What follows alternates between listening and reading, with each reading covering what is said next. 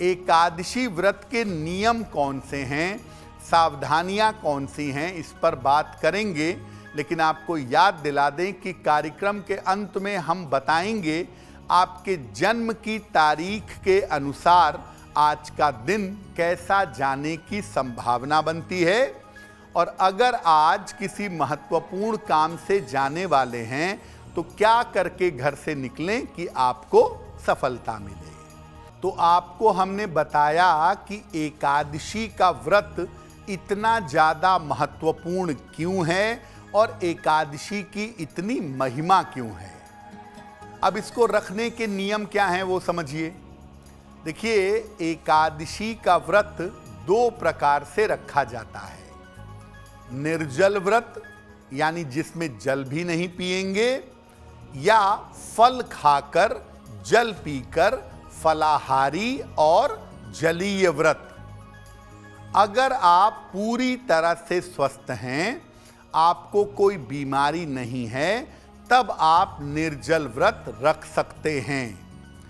बाकी लोग थोड़ा फल खाकर, अब ये नहीं कि दिन भर फल ही खाए जा रहे हैं, फल खाकर या केवल लिक्विड लेकर के उपवास रख सकते हैं। देखिए, बहुत सारे लोग पूड़ी भी खा लेते हैं, शामक के चावल भी खा लेते हैं, आलू की सब्जी भी खा लेते हैं। इससे व्रत का विधान पूरा नहीं होगा। आपको बिल्कुल लिक्विड लेना है दिन भर, और जब थोड़ी भूख लगे तो थोड़े फल खाइए। अब ये नहीं कि दिन भर फल ही खा रहे हैं और दूध ही पी रहे हैं, तो उससे व्रत का कोई फायदा नहीं होगा।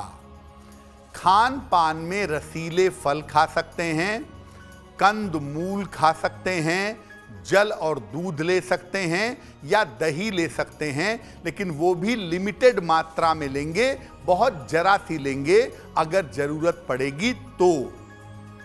शाम को पूजा करने के बाद, या अगर शाम की पूजा में चंद्रमा को जैसे अर्घ देना होता है, तो अर्घ देने के बाद आप फलाहार ग्रहण कर सकते हैं।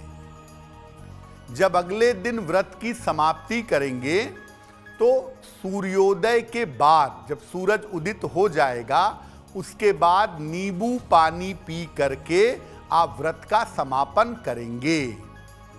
और अगले दिन जब आप भोजन करने जाएंगे तो भोजन करने के पहले या अनाज खाने के पहले अगर संभव हो तो किसी निर्धन व्यक्ति को भोजन कराइए या अन्न का दान दीजिए।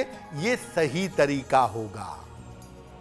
देखिए, तीन तरीके की बातें होती हैं। एक होता है अनशन, अन अशन, यानी जिसमें आप अनाज नहीं खाते हैं। इसका अध्यात्म से कोई लेना देना नहीं है। अनशन तो कोई भी कर सकता है कि मैं आज खाना नहीं खाऊंगा। दूसरा होता है व्रत, यानी आपने संकल्प लिया है कि मेरा ये काम हो जाए इसलिए मैं अनाज नहीं खाऊंगा। लेकिन जो वास्तविक चीज है हमारे धर्म की, वो उपवास है, यानी अन्न नहीं खाएंगे, अनशन रहेगा और उपवास करेंगे। उप का मतलब होता है निकट और वास का मतलब होता है रहना। तो किसके निकट रहना? ईश्वर के निकट रहना। यानी व्रत में आपका खाना नहीं खाना ये उतना इंपॉर्टेंट नहीं है। आप व्रत में भोजन ना करें, केवल फल खाएं, लेकिन अपना अधिक से अधिक समय ईश्वर के ध्यान में या उपासना में लगाएं। जैसे आपने एकादशी का व्रत रखा, सामान्यतः आप 2 टाइम पूजा करते हैं, तो एकादशी में 4 टाइम करिए, 6 टाइम करिए।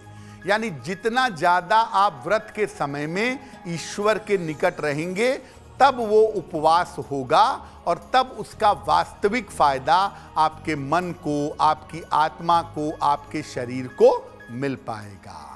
अगर आप मुझसे जुड़ करके अपनी समस्याओं का समाधान चाहते हैं और चाहते हैं कि आपकी समस्याओं को ज्योतिष के माध्यम से सुलझाया जाए, तो आप हमसे संपर्क कर सकते हैं, जुड़ सकते हैं एस्ट्रो तक पर।